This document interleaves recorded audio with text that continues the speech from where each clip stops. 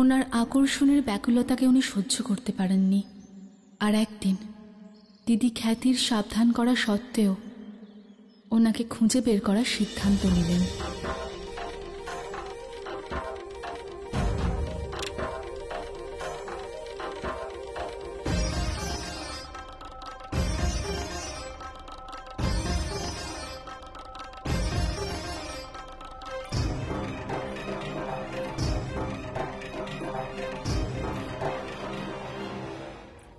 বাবা, স্নেহের বশে আপনি সতীকে একটু বেশি স্বাধীনতা দিয়ে রেখেছেন। বিষয়টা সেই রকম নয়। বাবা মা তাদের ছেলে মেয়েদের সমান চোখেই দেখে, কিন্তু হয়েছেটা কি? আপনার শত্রু শিবের সাথে ওর দেখা হয়েছে।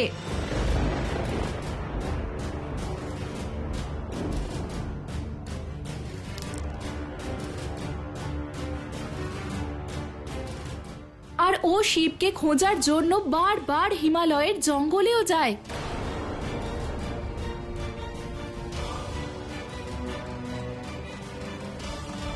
না, আমার সতী আমার দেওয়া স্বাধীনতার অপব্যবহার করবে না। কিন্তু সেরকমই ঘটেছে বাবা। আর সম্ভবত আজ রাতেও ও খুঁজতে যাবে শিবকে। এমনটা কখনোই হতে পারে না। সতী,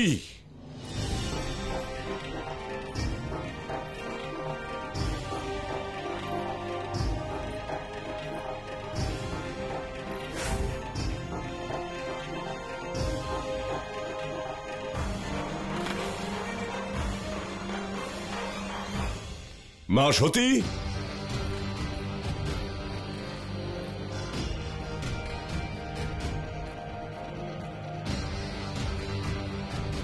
এটা কি করে সম্ভব? সতী আমায় না বলে কোথাও যায় না। খ্যাতি, তুমি যা বলছো তার কোনো প্রমাণ আছে? প্রথম প্রমাণ তো এটাই বাবা, যে এই সময় ও নিজের কক্ষে নেই। স্বামী, আপনি একটু ধৈর্য ধরে এই সংকটের বিচার করুন। সংকট নয়, এটা মহাসংকট। যেই মেয়েকে এত স্নেহ, শিক্ষা আর ভালোবাসায় বড় করেছি, আজ সে আমার বিনা অনুমতিতে ওই অঘরী শিবের সঙ্গে দেখা করতে গেছে। কিন্তু এটা সতীর ভুল ধারণা যে সে দক্ষের ধরা ছোঁয়ার বাইরে। সৈন্যরা জঙ্গলের দক্ষিণ দিকে অবস্থিত কৈলাসে যাওয়ার সমস্ত পথে পাহারা বসিয়ে দাও।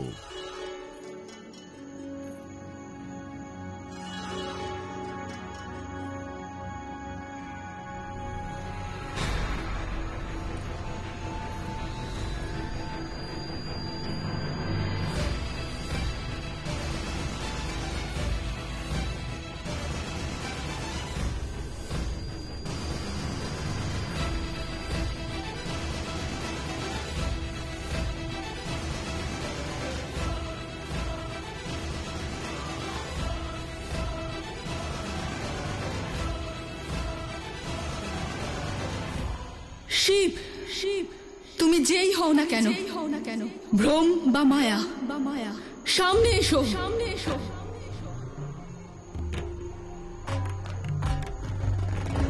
এই লুকোচুরির খেলা বন্ধ করো। সামনে এসো শিব, সামনে এসো, সামনে এসো। তুমি আমাকে উপকার করেছো ঠিকই, কিন্তু আমার প্রতিশোধের আগুন নিভবে না। তোমাকে সতীর মুখোমুখি আসতেই হবে। সামনে এসো, সামনে এসো। কি হলো, কি হলো? এখনো লুকিয়ে আছো কেন? তুমি কি আমাকে ভয় পাচ্ছ? বলো, বলো। সামনে এসো, সামনে এসো, সামনে এসো শিব, এসো শিব।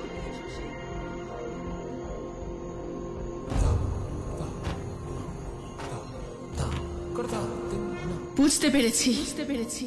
তুমি এভাবে সামনে আসবে না। তুমি উপকার করার সুযোগ খুঁজছো, নিজেকে দয়াবান প্রমাণ করতে চাও।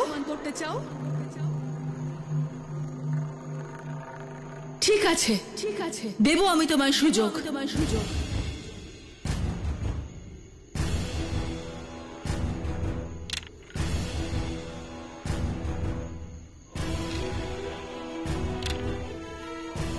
আমি তোমাকে সুযোগ দিচ্ছি। তুমি শুনতে পাচ্ছ? শুনতে পাচ্ছ তুমি? এসো আমাকে রক্ষা করতে, এসো এসো আমার উপকার করো। এসো শিব, এসো শিব, আমি সংকটে আছি, আমি সংকটে আছি শিব।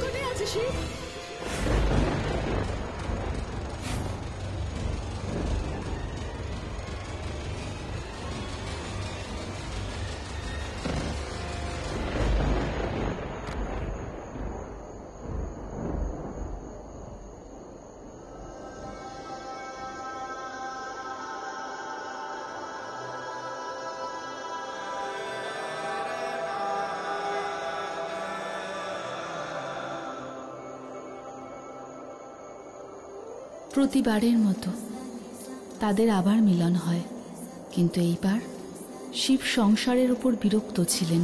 ওনার হৃদয় ব্যথায় পরিপূর্ণ ছিল, আর সতীর মন প্রতিশোধের আগুনে।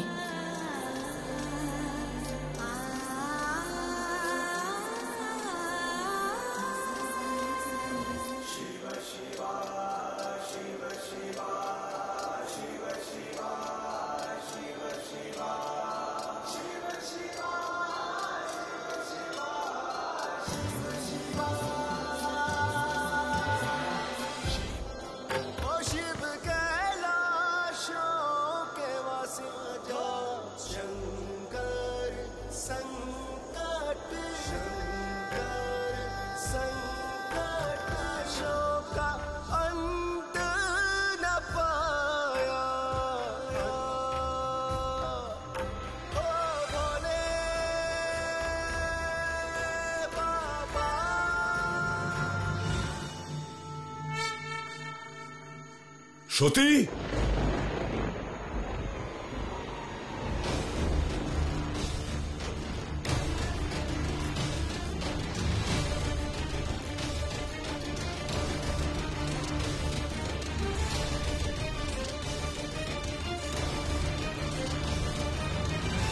কাপালিক শিব প্রজাপতি দক্ষ তোমায় সাবধান করছে, আমার সতীর যেন কিছু না হয়। ওর থেকে দূরে থাকো।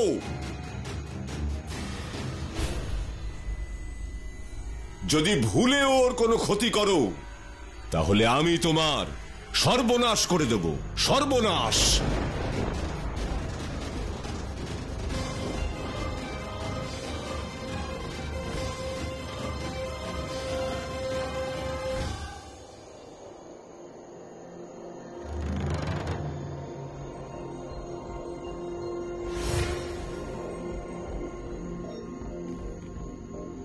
সতী মা,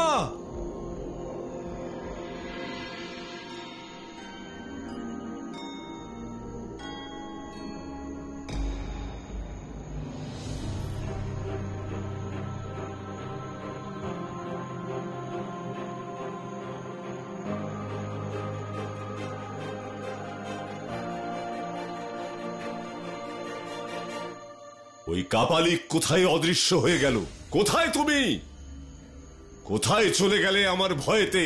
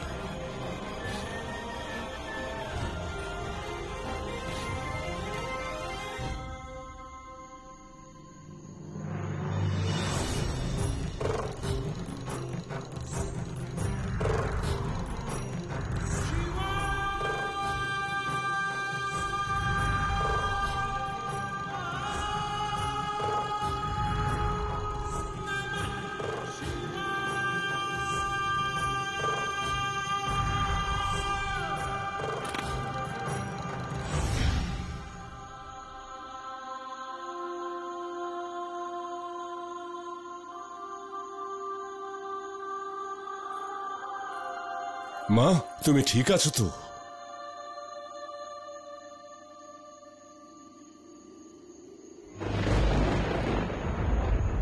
প্রজাপতি দক্ষ,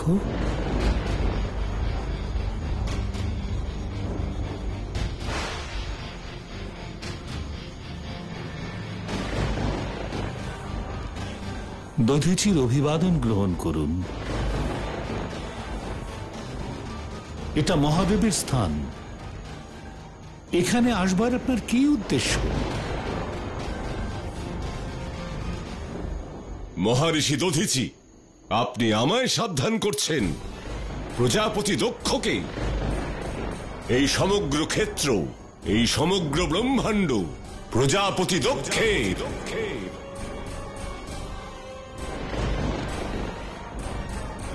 আপনি ভুলে যাচ্ছেন আপনার সাম্রাজ্য ত্রিদেবের নির্ধারিত সাম্রাজ্যের পর থেকে শুরু হয়। এটাই শুভ হবে। আপনি যত শীঘ্র সম্ভব এখান থেকে চলে যান।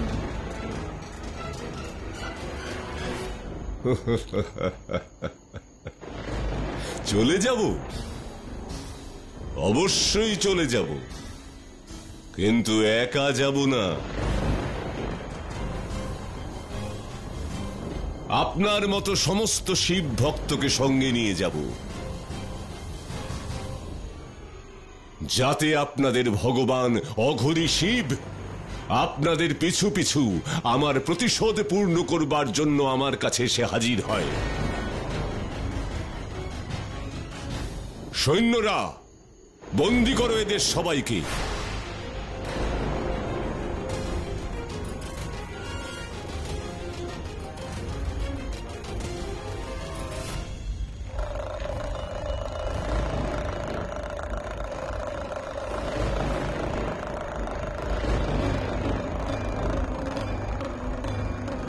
হর হর মহাদেব, হর হর মহাদেব, হর হর মহাদেব, হর হর মহাদেব, হর হর মহাদেব, হর হর মহাদেব। বন্ধ করুন এই চিৎকার, বন্ধ করুন। আমি জানি আপনাদের প্রতারক শিবের আসল রূপ কি। জানি সে একজন মায়াবী শক্তির অধিকারী, কিন্তু তাতে আমি ভয় ভীত নই। কাপালিক, ব্রহ্মার পুত্র আমি, আর আমি ব্রহ্মাপুত্র প্রজাপতি দক্ষ। সতর্ক করছি, যদি সাহস থাকে তাহলে সামনে এসো।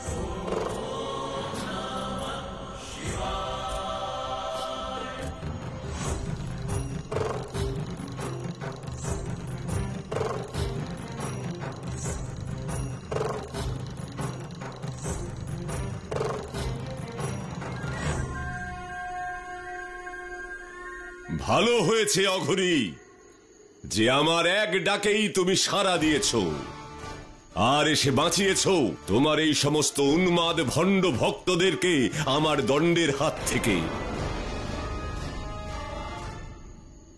আপনি প্রজাপতি দক্ষ, ঋষি দধিচিও আপনারই প্রজা, তাহলে এই বিভেদ কেন? আমার এটা আদেশ যে তুমি এই ক্ষেত্র ছেড়ে এক্ষুনি এখান থেকে চলে যাও।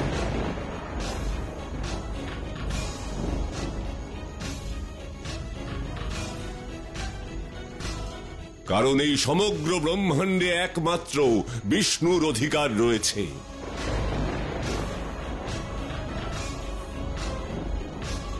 আর অধিকার রয়েছে ব্রহ্মাপুত্র দক্ষের।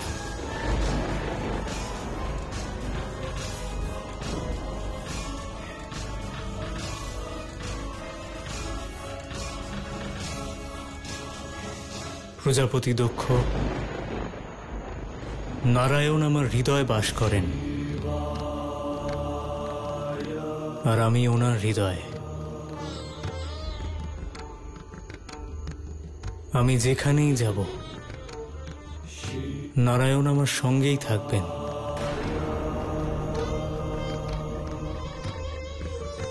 তাহলে এবার আপনিই বলুন প্রজাপতি, কোথায় যাব আমি, যেখানে নারায়ণের অধিকার নেই? যেখানে খুশি যাও, কিন্তু আমার অধিকারে থাকা ক্ষেত্রকে ছেড়ে চলে যাও। নশ্বরতার অধিকারের অহংকার ব্যর্থ প্রজাপতি, বুদ্ধিহীনতা। কালের সাথে সাথে সব মুছে যায়, নষ্ট হয়ে যায়। শ্মশান যার কাছে প্রিয়, সে নষ্ট বিনষ্টের অতিরিক্ত আর কি বলতে পারে?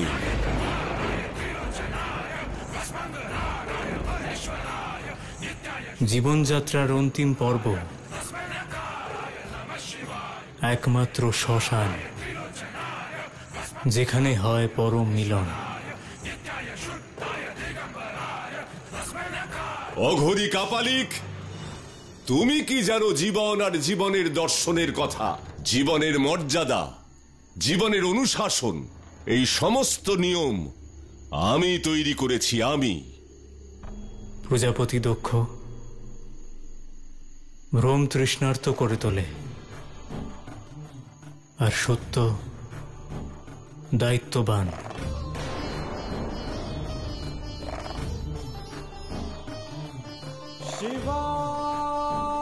ভ্রম অস্থির করে তোলে, আর সত্য আসক্তি দূর করে। আর কাল হলো একমাত্র সত্য।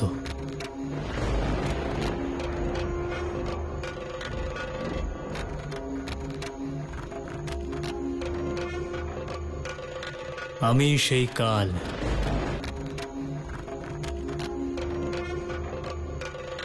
আমি সেই কাল।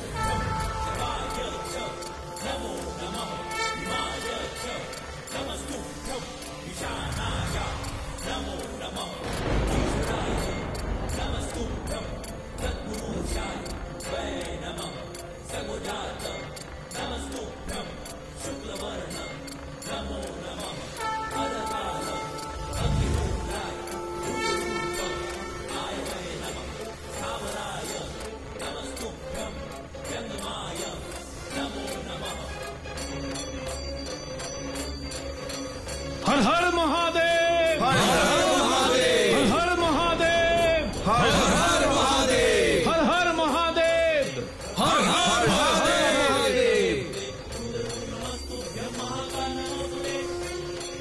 আর সেদিন প্রথমবার সতী বুঝতে পারলেন, তার বাবার কটু ব্যবহারের পরেও শিব একটুও ক্রুদ্ধ হননি। যেন উনি ভালো মন্দ এই সমস্ত কিছুর ঊর্ধ্বে। সম্মান পাওয়ার ইচ্ছা এবং অপমানের কুণ্ঠা কিছুই ওনাকে ছুঁতে পারে না।